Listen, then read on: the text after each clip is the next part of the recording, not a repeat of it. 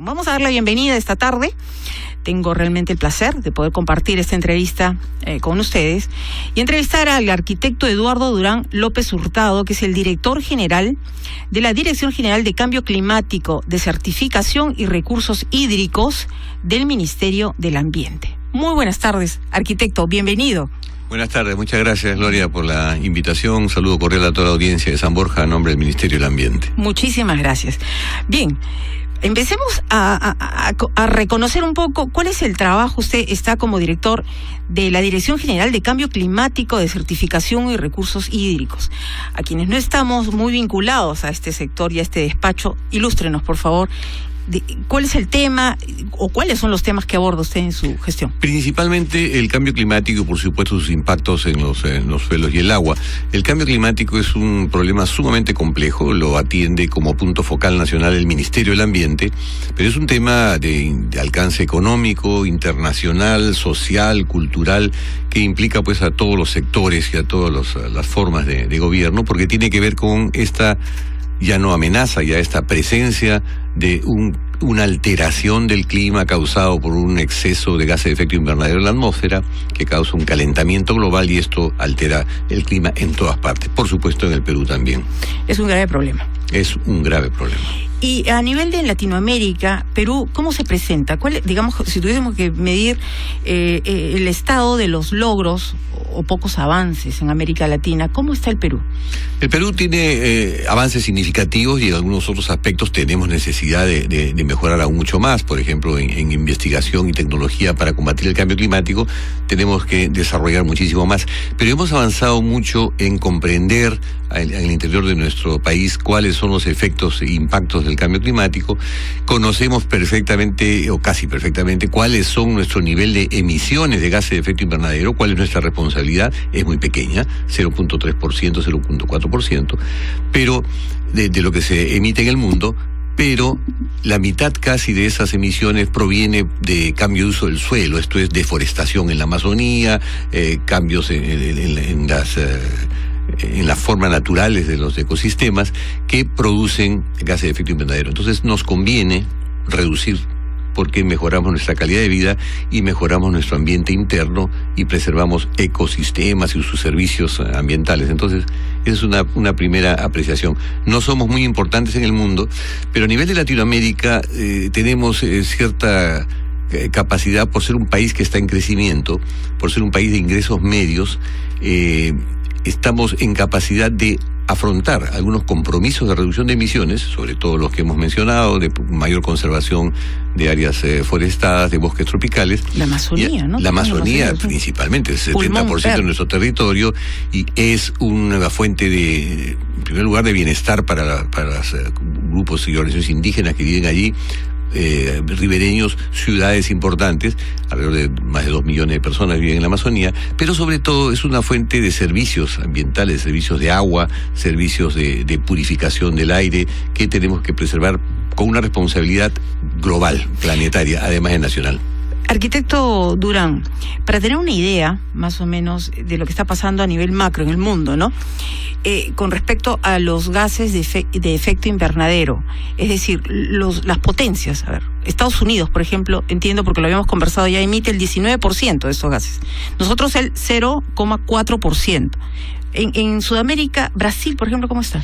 Brasil no recuerdo exactamente las cifras, pero el problema no es tan alto, por cierto, porque Brasil es un país muy grande, pero sí tiene también el mismo problema que nosotros, que la mayor parte de sus emisiones son de deforestación, de descomposición orgánica, o producción o quema de áreas en la Amazonía para hacer agricultura, y este cambio de uso produce una gran cantidad de gases de efecto invernadero. Brasil está muy preocupado con eso, ha reducido su tasa de deforestación y está haciendo enormes esfuerzos también con mucho apoyo internacional. Hay un enorme fondo Amazonía de $1.000 millones que comparte de alguna forma con el resto de los países, pero que se refieren a reducir las emisiones que tiene este país.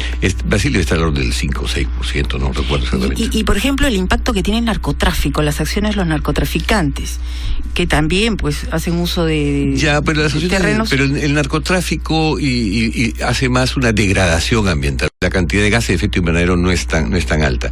Nosotros y los países que están en crecimiento alto, como los países, las llamadas economías emergentes, China, India, Brasil, Sudáfrica, incluso México, que lo reconoce también muy bien, son países que están creciendo su tasa de emisiones, a diferencia de los países europeos. El propio Estados Unidos está tratando de reducir su tasa, pero en monto todavía no son suficientemente grandes, salvo China, que por supuesto es el primer emisor del mundo, porque tiene en este momento una responsabilidad de producción industrial encomendada prácticamente por el resto de los países. ¿Tenemos el porcentaje de China? 26% aproximadamente de emisiones. ¿Sí? Estados Unidos 19%. Sin embargo, una aclaración, el per cápita de China es bastante más bajo que el de Estados Unidos y parecido al de Perú. Es un buen tema, un buen punto, ¿no? Arquitecto Durán, bien, las naciones, los países que formamos parte de la Organización de Naciones Unidas, nos hemos puesto de acuerdo en alguna medida, en algunos casos, más comprometidos o menos comprometidos, para lograr acuerdos y poder enfrentar este problema del cambio climático.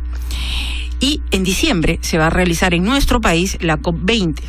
Voy a decir el nombre completo, que es la 20ª Conferencia de las Partes de la Convención Marco de las Naciones Unidas sobre el Cambio Climático, COP20.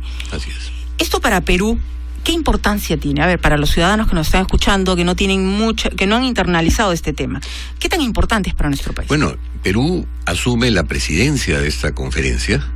Ya desde este momento estamos haciendo cargo de los preparativos y conversaciones preliminares y intersesionales, como se llaman, colaborando con Polonia, que fue la anterior presidencia, y vamos a mantener esta presidencia hasta el 2015, en diciembre, en que entregaremos en París a Francia, que será la nueva presidencia, probablemente un borrador del acuerdo, o un acuerdo ya casi concordado, casi arreglado ya entre los países, para este compromiso nuevo, que es le llamamos la plataforma de Durban, que tiene una diferencia con el llamado Protocolo de Kioto. El Protocolo de Kioto no logró cumplir sus objetivos de la manera como se había previsto.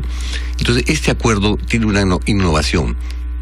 La idea es comprometer éticamente a todos los países del mundo en un nuevo acuerdo que tenga fuerza legal, para que todos los países, sin excepción, ya no solamente los desarrollados como en el Protocolo de Kioto, sino incluyendo los países en desarrollo, contribuyamos de manera eficaz y eficiente a esta reducción de emisiones en la medida de nuestras posibilidades y en función de nuestras comunes responsabilidades. Perú tiene una propuesta conjunta con otros países. ¿Lidera algún tipo de propuesta?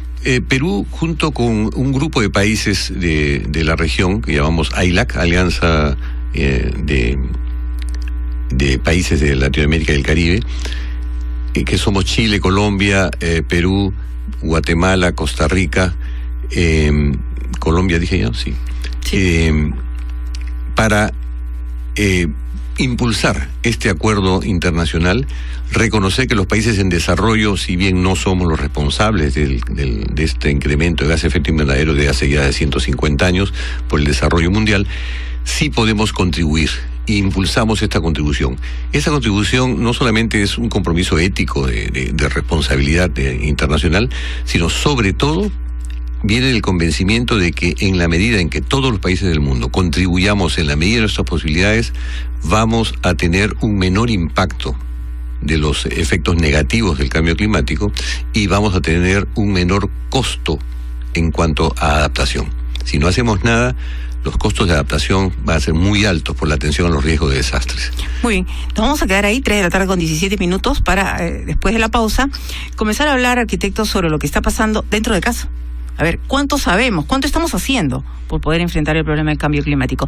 3:18 p.m. Vamos a hacer una pausa y regresamos en Latidos de la Ciudad con el arquitecto Eduardo Durán López Hurtado, director general de la Dirección General de Cambio Climático, de Certificación y Recursos Hídricos del Ministerio del Ambiente. Vámonos. Bien.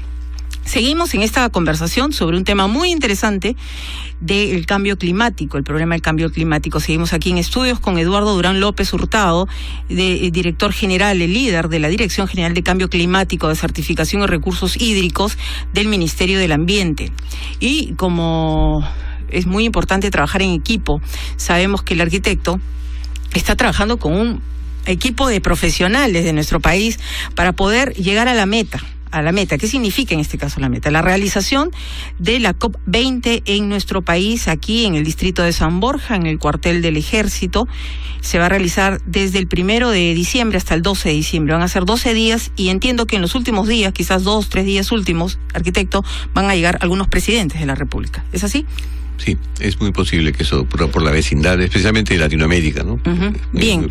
Cuando hablamos de gases invernaderos, arquitecto, estamos hablando del impacto que tiene toda la movilización de los ciudadanos, ¿no? Es decir, el efecto que tiene cómo vivimos. Ya, la mayor contribución a esta emisión de gases de efecto invernadero es el sector energético, tanto en transporte como en generación de energía. En otros países, nosotros tenemos el privilegio y la ventaja de tener una enorme proporción, 60%, algo así, de nuestra energía eléctrica generada de manera limpia y sin emisiones, que es la energía hidroeléctrica. Pero en otros países pues se quema carbón, se quema petróleo para producir esta energía. Y en nuestro caso, lo que está aumentando las emisiones, aparte del casi 50% del efecto de la deforestación o el cambio de uso del suelo, es el incremento del transporte. Quemar combustibles fósiles, petróleo, carbón y otros, es el que genera la mayor fuente de gases a la atmósfera, ¿no? Y eso se va a mantener en el tiempo, porque y va a crecer, porque si queremos seguir creciendo económicamente, y vamos a seguir creciendo económicamente, porque esa es una meta que no podemos, a la cual no podemos renunciar, vamos a incrementarlo. La cuestión es empezar a ser más eficientes en el uso de esa energía. Ya estamos empezando. El gas es más eficiente que el petróleo, que la gasolina. Para la generación de energía y para el consumo de energía también ya tenemos, pues, por ejemplo, focos ahorradores de energía, incluso LED, que requieren menos energía para producir el mismo servicio. Y de esa manera usar menos el transporte privado, usar más transporte público. Las ciudades tienen un per cápita de emisiones menor al conjunto de los países porque hay economías de escala que tenemos que aprovechar. Hay que usar más la bicicleta, etcétera. A eso iba mi siguiente pregunta. Estamos en el distrito de San Borja. Nuestro programa, de hecho, es patrocinado por la Municipalidad de San Borja, y el distrito de San Borja en estos momentos está ejecutando un proyecto muy importante a propósito de una designación que recibió de APEC, que es el Foro de Cooperación Asia-Pacífico, que es desarrollar en San Borja el modelo de ciudad de baja emisión de gases de efecto invernadero. Entonces se ha hecho una serie de programas municipales, se realizan en estos momentos a favor de la ciudadanía y para, sobre todo, atenuar el impacto que tiene el cambio climático, ¿no? Por ejemplo, el programa de bicicletas, el programa Bici San Borja, ¿no? San Borja en bici, que significa el préstamo de bicicletas, no para fines recreativos necesariamente, sino para transporte no motorizado. Qué importante sería poder copiar este modelo o mejorarlo quizás en otras ciudades o en otros distritos. Es un programa que está funcionando muy bien, además. Entiendo que, por ejemplo, se decía, bueno, se van a desaparecer las bicicletas, y no ha desaparecido ni una. Y hay una cantidad de prestaciones, como 70.000 o algo más, que son reveladoras de que funciona. Y esto funciona también en muchas otras ciudades del mundo. San Borja, sin embargo, ha dado un ejemplo y un paso adelante en todo esto. Sin duda alguna, el distrito de San Borja tiene una preocupación ecológica y está entrando en la conciencia de sus propios habitantes. Son personas muy, muy comprometidas. Basta ver la cantidad de actividades que tienen al aire libre y de participación que hay en los programas que organizan el municipio. El municipio de San Borja tiene merecido este título que le ha dado APEC y está buscando otros reconocimientos, y estamos muy contentos de que nos acompañe, pues, el pueblo de San Borja, el municipio de San Borja y su alcalde en las celebraciones y en las inauguraciones que tengamos que hacer con esta conferencia, pero sobre todo que nuestro pueblo de San Borja comprenda la importancia de esta y atienda con más comprensión y tolerancia las dificultades o inconvenientes que pueda producirle durante estos 10 días, ¿no? Muy bien. Y para las personas que son de San Borja y aquellos que no son de San Borja, que son amigos de San Borja, que finalmente todos somos peruanos, ¿qué mensaje le podría dar usted, arquitecto Eduardo Durán, para poder internalizar la importancia de que tenemos que cooperar diariamente en lo que hagamos en la vida cotidiana a contribuir, ¿no?, para atenuar el impacto del cambio climático? Debemos incrementar nuestra conciencia de que el cambio climático es un problema mundial, pero al cual podemos individualmente aportar, en la medida de nuestras posibilidades y en la forma de nuestras conductas. Como hemos dicho, reducir el consumo energético es una forma. Impulsar y proteger o colaborar en la conservación de áreas verdes es otra forma. Impulsar y votar en nuestras elecciones regionales por candidatos que consideren que el cambio climático es importante y van a hacer algo por él, debe ser otra medida. Debemos comprometernos más políticamente en nuestra votación con este fenómeno. Y luego hay muchas otras formas de empezar a adecuarnos, de dejar el aire acondicionado, empezar a acostumbrarnos a sentir cambios de temperatura, pero manejar mejor nuestra arquitectura, nuestros materiales, en la ropa, en muchas cosas más podemos lograr que no tengamos necesidad ni de aire acondicionado ni de calefacción, sino manejar mejor nuestros usos arquitectónicos para no pesar sobre estas emisiones de gases de efecto invernadero. La última pregunta. Le robo unos segundos finales. Usted es arquitecto, tiene una formación muy especial, una visión especial del mundo. En el tema de la arquitectura, por ejemplo, como ciudad, ¿no? La verdad es que no, en lo personal no sé exactamente hacia dónde estamos yendo como planificación de la ciudad. Pero a ver, ¿qué recomendaciones podría usted compartir con nuestros oyentes? ¿Qué visión de ciudad deberíamos de tener? Eso es una pregunta muy interesante y va a ser uno de los temas emblemáticos que vamos a organizar con una feria del clima, una feria climática paralela a la COP en el Jockey Club del Perú. Vamos a organizar algo mucho más abierto al público que lo otro, que es una cosa mucho más restringida en participación. Y uno de los temas emblemáticos es ciudades sostenibles. Hay muchas cosas que se están haciendo, el Ministerio de Vivienda, los municipios, San Borja es el ejemplo número 1, en cuanto a mejorar calidad de materiales en arquitectura, diseño arquitectónico adecuado al clima, sobre todo no tanto en Lima. Lima es una ciudad en la cual el clima no es un condicionante fuerte de la arquitectura, y por esa razón, y lamentablemente, es copiado, sin embargo impone su cultura, impone sus formas, impone sus modas en ciudades como Iquitos o como en Juliaca. Y eso no debiera ser así. Por supuesto, cada ciudad debiera tener una arquitectura adecuada a su propio clima. Entonces, los limeños debemos dar ejemplo en cuidarnos de no transmitir patrones culturales ajenos a otras ciudades, en primer lugar. Pero el propio ministerio y los municipios pueden y deben tener normas arquitectónicas que permitan mejorar las condiciones climáticas, bioclimáticas. Y en la sierra es importantísimo eso. ¿La feria para cuándo está prevista? La feria va a ser simultánea con la conferencia de las partes. Vamos a tener entonces la información pertinente aquí en la ciudad de la sierra. Muchísimas gracias por habernos acompañado esta tarde. Ha sido el arquitecto Eduardo Durán López Hurtado, director general de la Dirección General de Cambio Climático, de Certificación y Recursos Hídricos del Ministerio